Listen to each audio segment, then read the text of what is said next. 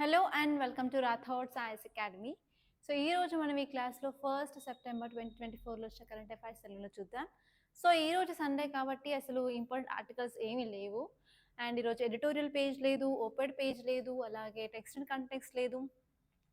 And especially మన science and టెక్నాలజీలో కూడా ఈరోజు మన ఎగ్జామ్కి పాయింట్ ఆఫ్ వ్యూలో అసలు ఏది రెలవెంట్గా లేదు.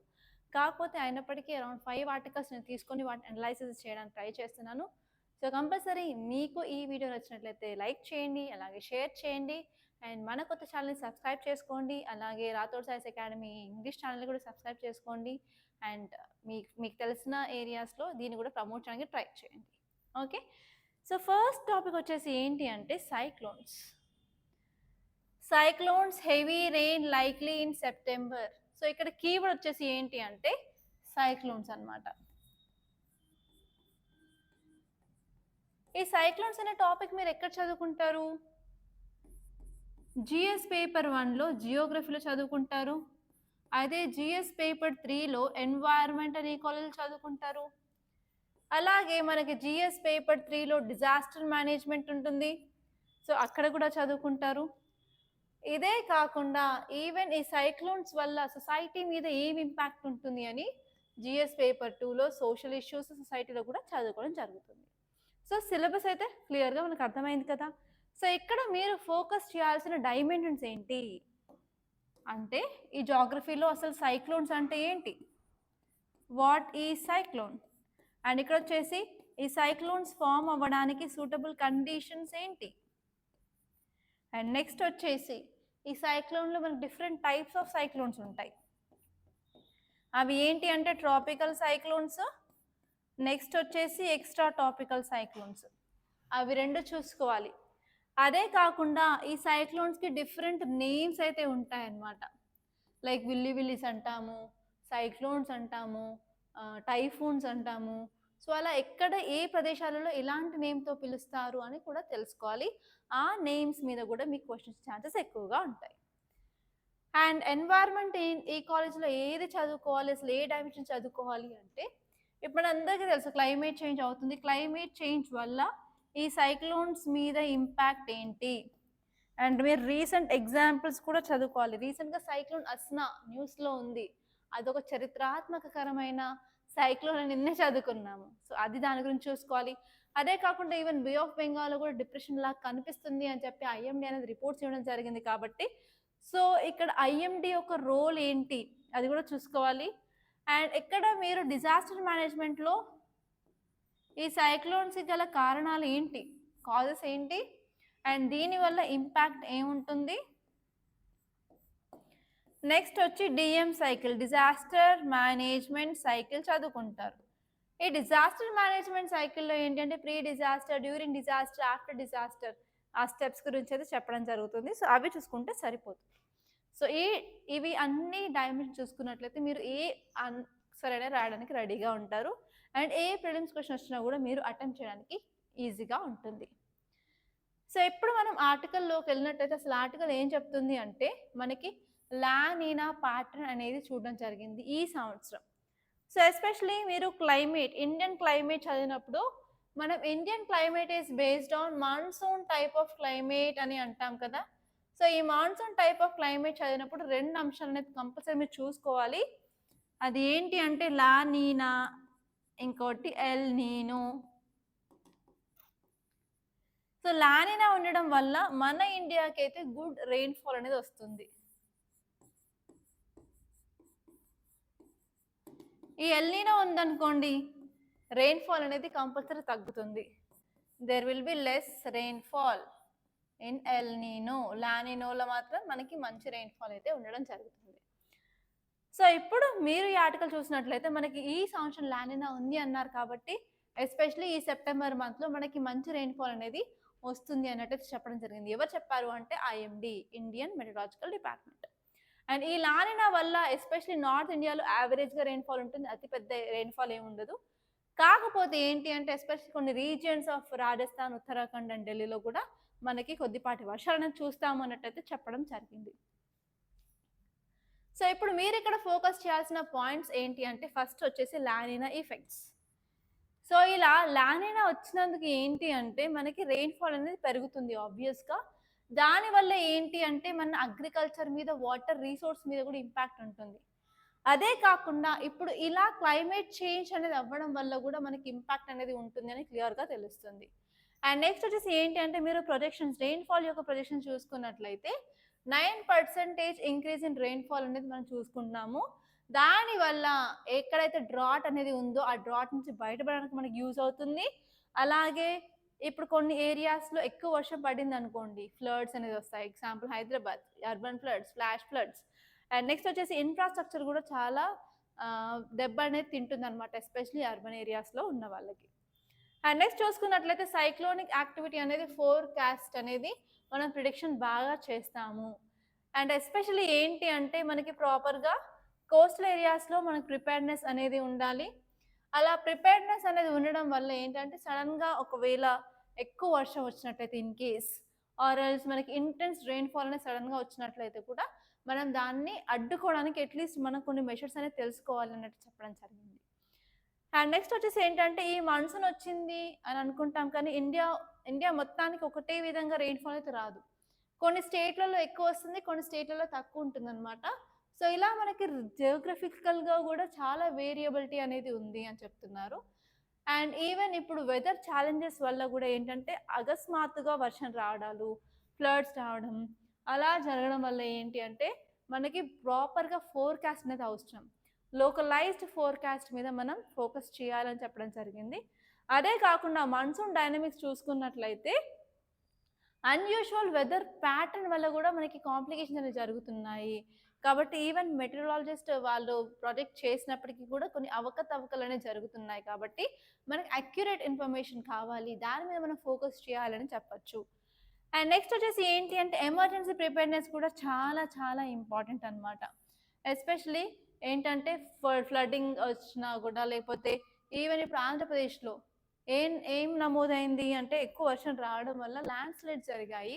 ఆ ల్యాండ్ స్లైడ్స్లో ఎలా అరౌండ్ ఒక 4-5 చనిపోయారని చెప్పారు. సో చాలా మంది అందులో ఇరుక్కుపోయారు, చాలా మంది గాయాలయ్యాయి, హాస్పిటల్ పాలయ్యారు అని కూడా న్యూస్లు రావడం జరిగింది. కాబట్టి సో మనం ఏంటి అంటే అసలు ఏ రీజన్స్ ఎక్కువ ఎఫెక్ట్ అవుతున్నాయి ఫ్లడ్డింగ్ వల్ల, అలాగే ల్యాండ్ స్లైడ్స్ అయ్యేవి ఎక్కడ, అండ్ మనం ఫోకస్ చేయాల్సింది ఏంటి అంటే కమ్యూనిటీ అవేర్నెస్ మీద, అలాగే కమ్యూనిటీ రెడీనెస్ మీద కూడా ఫోకస్ చేయాలి. అండ్ నెక్స్ట్ వచ్చేసి ఏంటి అంటే ఐఎండి కూడా ఏంటంటే మానిటర్ చేస్తుంది. సో ఐఎండి మానిటర్ చేయడం వల్ల మనకి కొంత హెల్ప్ అనేది అవుతుంది పబ్లిక్ సేఫ్టీ మీద ఫోకస్ చేయడానికి. అలాగే వెదర్ కండిషన్స్ ఎలా ఎవాల్వ్ అవుతున్నాయి, దాన్ని బట్టి మనం ఎలా మలుచుకోవాలి పాలసీస్ అవన్నీ అని కూడా ఇక్కడ ఐఎండి అనేది చాలా ఇంపార్టెంట్ రోల్ ప్లే చేస్తుంది అని మనం అర్థం చేసుకోవాల్సిందే. అండ్ నెక్స్ట్ ఇంపార్టెంట్ టాపిక్ వచ్చేసి ఏంటి అంటే ఎల్ నినో లానినాకి మధ్య డిఫరెన్సెస్ ఏంటి. సో మీరు కంపల్సరీ ఈ డయాగ్రామ్ అయితే నాతో పాటు వేయడానికి ట్రై చేయండి. సో ఇక్కడ మనం ఇండియా ఉంది అనుకుందాం, ఇక్కడ మనకి ఆస్ట్రేలియా, ఇక్కడ వచ్చేసరికి మనకి సౌత్ అమెరికా. సో నార్మల్ కండిషన్లో అంటే నేను ఇక్కడ రాస్తున్నాను లానినా అని.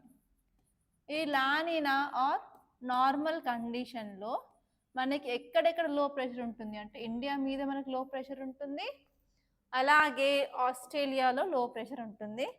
హై ప్రెషర్ వచ్చేసి ఇక్కడ సౌత్ అమెరికాలో ఉంటుంది.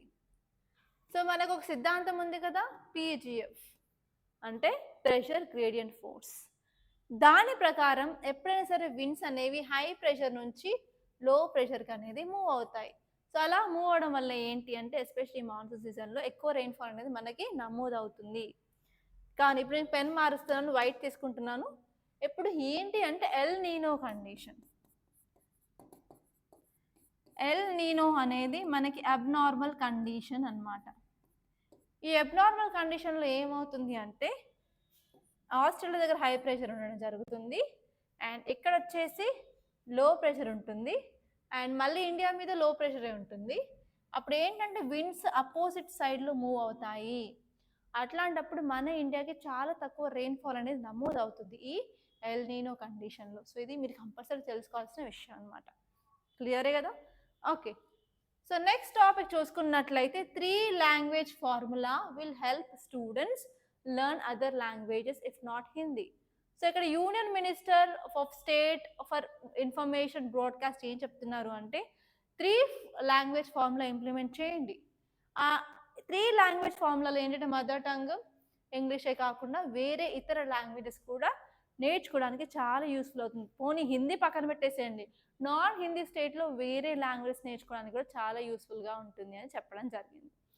సో ఇక్కడ మీరు టైటిల్ చూసినట్లయితే 3 language formula will help students learn other languages if not Hindi.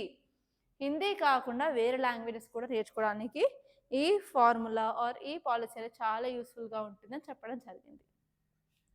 So మీరు ఇక్కడ కంటెక్స్ట్ చూసినట్లయితే యూనియన్ మినిస్టర్ ఏం చెప్పారు, 3 లాంగ్వేజ్ పాలసీ అనేది స్టూడెంట్స్ ఎస్పెషల్ తమిళనాడులో ఉన్న వాళ్ళకి చాలా హెల్ప్ అవుతుంది. ఈవెన్ వేరే లాంగ్వేజెస్ లర్న్ చేయడానికి. ఆ లాంగ్వేజెస్ ఏంటి అంటే మలయాళం, తెలుగు అవి కూడా లర్న్ చేస్తారు, నేర్చుకుంటారు. ఈవెన్ మనం హిందీని ఫోర్స్ చేయకున్నా కూడా అన్నట్టు చెప్పడం జరిగింది. సో ఇలాంటి పాలసీస్ అనేది తీసుకురావడం వల్ల మనం లాంగ్వేజ్ లెర్నింగ్ ఆపర్చునిటీస్ అనేది పెంచవచ్చు. అదే కాకుండా ఏంటి అంటే Tamil is taught in other state, వేరే స్టేట్లో కూడా తమిళ్ని నేర్పిస్తున్నారు. సో వేరే లాంగ్వేజెస్ తమిళనాడులో నేర్పిస్తే తప్పేంటి, ఏం లేదు అని అనడం జరిగింది. సో ఇక్కడ మీరు కీ పాయింట్స్ మీద ఫోకస్ చేసినట్లయితే 3 లాంగ్వేజ్ పాలసీని ఇంట్రడ్యూస్ అనేది చేశారు. సో ఎస్పెషల్లీ ఏంటి అంటే అలా ఇంట్రడ్యూస్ చేయడం వల్ల కల్చరల్ ఎక్స్చేంజ్ అనేది ప్రోగ్రెస్ అవుతుంది. అలాగే అండర్స్టాండింగ్ కేపబిలిటీ స్టూడెంట్స్లో కూడా పెరగడం జరుగుతుంది. అలాగే మల్టీలింగ్వల్ ఎన్వైర్న్మెంట్ని మనం ఎంపవర్ చేయొచ్చు. ఇప్పుడు మీరు లాంగ్వేజ్ ఫ్లెక్సిబిలిటీ చూసుకున్నట్లయితే no student is forced to learn Hindi especially in non Hindi states అనమాట. సో దానివల్ల ఏంటంటే స్టూడెంట్స్ ఎంగేజ్మెంట్ ఇంక్రీజ్ అవుతుంది. అలాగే వాళ్ళకి మోటివేషన్ కూడా పెరుగుతుంది. ఎస్పెషలీ వాళ్ళు వేరే లాంగ్వేజెస్ కూడా నేర్చుకోవడానికి ఆస్కారం ఉంటుంది, తెలుగు కానివ్వండి, మలయాళం కానివ్వండి అలా. అండ్ ఈవెన్ ఇప్పుడు మీరు చూసుకున్నట్లయితే ఉత్తరప్రదేశ్లో, జార్ఖండ్లో కూడా వాళ్ళు తమిళ్ నేర్పిస్తున్నారు, తమిళ్ లాంగ్వేజ్ని. కానీ అలాగే మన రీజనల్ లాంగ్వేజెస్ని మిగతా వేరే రాష్ట్రాల్లో కూడా నేర్పడానికి తోడ్పడుతుందని చెప్పడం జరిగింది. అండ్ నెక్స్ట్ వచ్చేసి ఏంటి అంటే ఇప్పుడు మనకు వందే భారత్ ట్రైన్స్ వచ్చాయి. ఆ ట్రైన్స్ వచ్చిన తర్వాత మనకి మూవ్మెంట్ చాలా ఈజీగా జరుగుతుంది, చాలా ఫాస్ట్గా ఒక ప్లేస్ నుంచి ఒక ప్లేస్కి వెళ్ళగలుగుతున్నాము. అట్లాంటప్పుడు స్టూడెంట్స్కి కూడా ఈజీగా యాక్సెస్ అనేది దొరుకుతుంది అనమాట వేరే స్టేట్కి వెళ్ళి వాళ్ళు నేర్చుకోవడానికి. అండ్ నెక్స్ట్ వచ్చేసి ఏంటంటే ఇలా చేయడం వల్ల మనం బ్యాలెన్స్గా డెవలప్మెంట్ అనేది ఫోకస్ చేయొచ్చు. అలాగే కల్చర్ ఐడెంటిటీ డెవలప్మెంట్లో కూడా చాలా తోడ్పడుతుంది అన్నట్టు చెప్పడం జరిగింది. సో నెక్స్ట్ ఆర్టికల్ చూసుకున్నట్లయితే mindfulness therapy can tackle internet gaming addiction says NIMHANS study. అందరికీ తెలుసు COVID-19 టైంలో ఏంటి అంటే మన దగ్గర డిజిటల్ గ్యాడ్జెట్స్ అనేవి ఇంక్రీజ్ అయ్యాయి. మొబైల్ ఫోన్స్ అవ్వనివ్వండి, ట్యాబ్స్ అవ్వనివ్వండి, లేకపోతే టాప్స్ అవ్వనివ్వండి, సిస్టమ్స్ అవ్వనివ్వండి. సో అవన్నీ చేతిలోకి వచ్చాక పిల్లలు ఇంటర్నెట్లో గేమ్స్ ఆడడం మొదలుపెట్టారు. కొందరు ఏంటి అంటే పబ్జీలు అవన్నీ చేసుకుంటూ వేలు స్కీమ్స్ ఆ గేమ్స్ ఈ గేమ్స్ అని ఆడుకుంటూ ఈవెన్ తిండి మానేసి బక్క చిక్కిపోయి చాలా వరకు ఏంటంటే అడిక్షన్ లాగా మారిపోయింది. సో అందుకని ఏంటంటే రీసెంట్గా నిమ్హాన్స్ అనేది ఒక స్టడీ చేసేసి మనకి మైండ్ మీద థెరపీ ఇవ్వడం వల్ల వాళ్ళు బయటికి రావడానికి తోడ్పడుతుంది అన్నట్టు చెప్పడం జరిగింది. సో ఒక్కసారి ఈ ఆర్టికల్ని మనం క్లియర్గా చూసినట్లయితే నిమ్హాన్స్ అనేది స్టడీ చేసింది. ఈ స్టడీలో ఏంటి అంటే మైండ్ఫుల్నెస్ బేస్డ్ ఇంటర్వెన్షన్స్ చేయడం వల్ల మనం ఏంటి అంటే ఇంటర్నెట్ గేమింగ్ అడిక్షన్ని తగ్గించవచ్చు. దానివల్ల అవేర్నెస్ అనేది పెరుగుతుంది.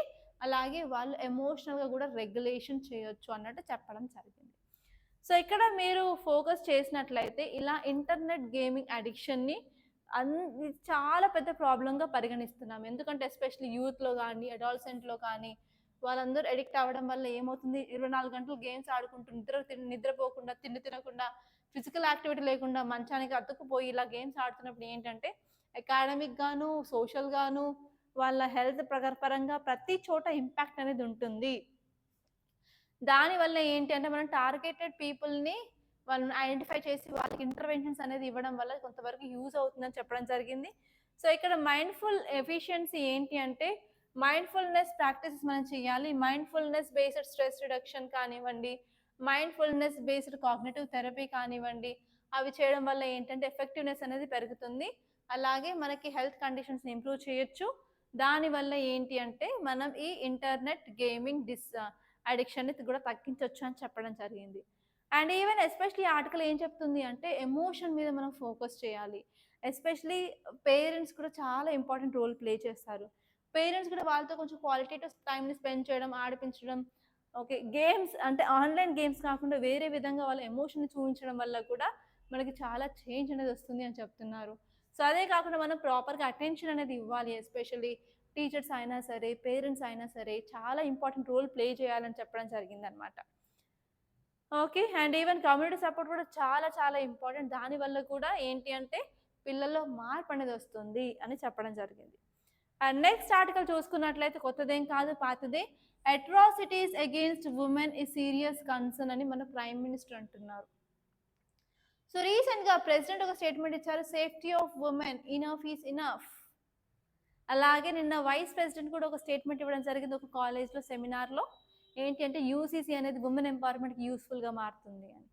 అలాగే ప్రైమ్ మినిస్టర్ ఏం చెప్తున్నారు అంటే వుమెన్ అగెయిన్స్ట్‌గా ఏ క్రైమ్స్ జరిగినా కూడా మనం అదొక సీరియస్‌గా తీసుకోవాల్సి ఉంది. దాన్ని మనం అతి త్వరలో దాన్ని తగ్గించాలి అని అనుకుంటున్నాం కదా! సో అది చెప్పారు. సో ఇక్కడ మీరు కంటెక్స్ట్ చూసినట్లయితే prime minister addressed serious concerns of atrocities against women ఎక్కడ అంటే నేషనల్ కాన్ఫరెన్స్ ఆఫ్ డిస్ట్రిక్ట్ జ్యుడిషియరీలో అతను ఒక సెమినార్‌లో చెప్పడం జరిగింది.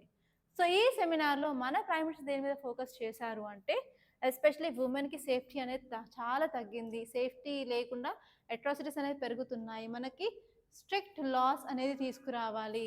అలాగే మనం ఫాస్ట్ ట్రాక్ కోర్ట్స్‌ని కూడా తీసుకురావాలి అన్నట్టు చెప్పడం జరిగింది.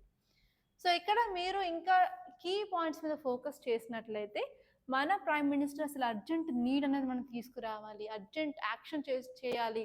ఇది చాలా అవసరం. ఎందుకంటే ఎప్పుడైనా సరే అట్రాసిటీకి అగెయిన్స్ట్ వుమెన్ జరిగినట్లయితే మన సొసైటల్ కన్సర్న్ అని అన్నాము. అదే ఏ సొసైటీ అయినా సరే వుమెన్‌కి సేఫ్టీ ప్రొవైడ్ చేయట్లేదు అంటే ఆ సొసైటీని మనం అన్‌సివిలైజ్డ్ సొసైటీ కింద తీసుకుంటున్నాం కదా! సో అందుకని ఈవెన్ పబ్లిక్ ప్రెషర్ కూడా చాలా పెరుగుతుంది. దానివల్ల గవర్నెన్స్ మేకింగ్ ప్రాసెస్‌లో కూడా డిలే వస్తుంది కాబట్టి యాజ్ సూన్ యాజ్ పాసిబుల్ మనం అర్జెంట్‌గా మనం యాక్షన్స్ అనేది తీసుకోవాలని చెప్పడం జరిగింది. అదే కాకుండా మనం జ్యుడిషియల్ ప్రాసెస్‌ని త్వరగా చేసి మనము ట్రస్ట్ అనేది పెంచాలి పీపుల్‌కి, గవర్నమెంట్‌కి మధ్యల. దానికి ఒక రెస్పాన్సివ్ లీగల్ ఫ్రేమ్‌వర్క్ అనేది తీసుకురావాలి అని చెప్పారు. అదే కాకుండా మనకి ఏదైతే న్యూ క్రిమినల్ లాస్ ఉన్నాయో ఎగ్జాక్ట్‌గా వుమెన్‌కి సంబంధించిన అట్రాసిటీస్‌ని అవి తగ్గించాలి. వాటి మీద ఫోకస్ చేయాలని చెప్పడం జరిగింది. అదే కాకుండా జ్యుడిషియరీ ఇంపార్టెంట్ రోల్ అనేది ప్లే చేయాలి. ఎస్పెషల్లీ జ్యుడిషియరీ అనేది వుమెన్ ఎంపవర్‌మెంట్ మీద ఫోకస్ చేయాలి. అండ్ జస్టిస్ డిలే చేయకుండా ఏంటంటే యాజ్ సూన్ యాజ్ పాసిబుల్ మనం జస్టిస్ వచ్చేలాగా చూసుకోవాలి.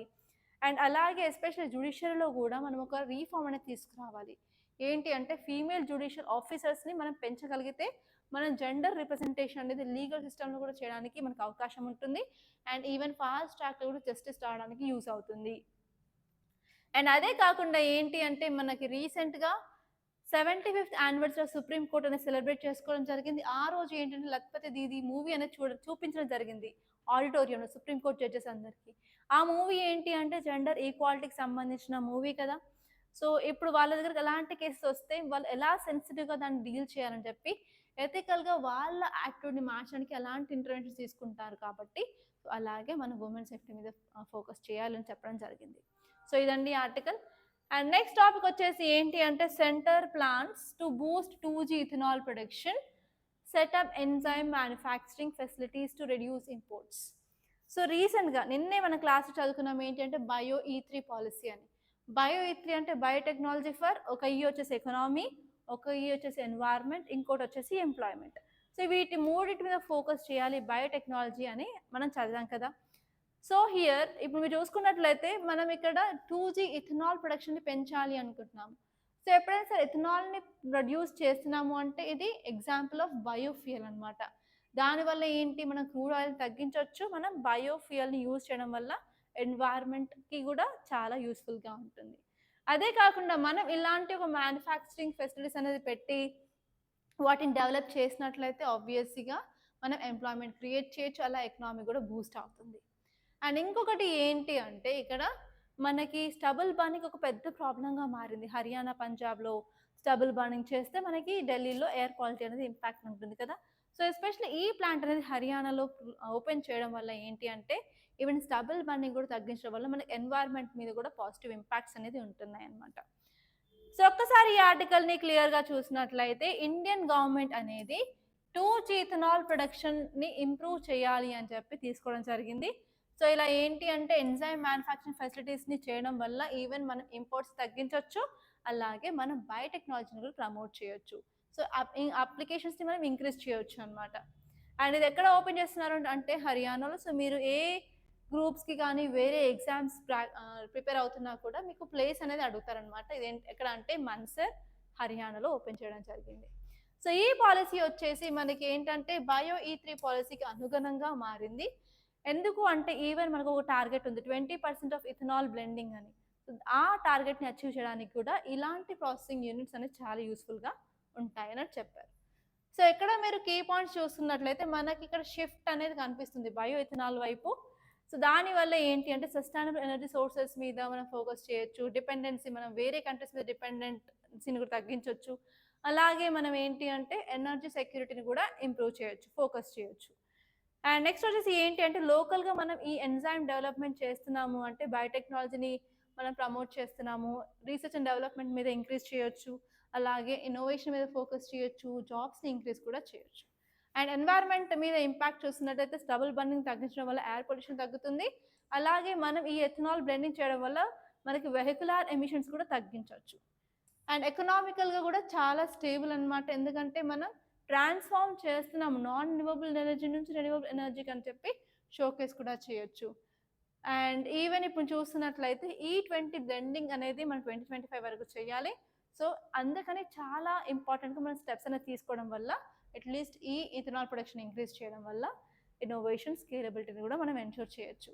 సో అదే కాకుండా మనం డిఫరెంట్ కంపెనీస్తో కొలాబరేషన్ రావడం కూడా మనకు కమర్షియలైజేషన్ చేయొచ్చు, అలాగే ఇథనాల్ సెక్టార్ని కూడా గ్రోత్ చేయొచ్చు, ఎంప్లాయ్మెంట్ ఆపర్చునిటీస్, ఇన్నోవేటివ్ టెక్నాలజీస్ కూడా తీసుకురావచ్చు అనమాట. సో ఇదండి ఆర్టికల్ గురించి. సో ఇదండి ఈరోజు Hindu analysis in Telugu. So ఈ ఆర్టికల్స్ అనేది మనకి ఇంపార్టెంట్గా కనిపించాయి. సో ఇంతటితో నేను ముగిస్తున్నాను. సో మీకు ఈ క్లాస్ నచ్చినట్లయితే లైక్ చేయండి, షేర్ చేయండి, అలాగే మన ఛానల్ని సబ్స్క్రైబ్ చేసుకోండి. Thank you so much.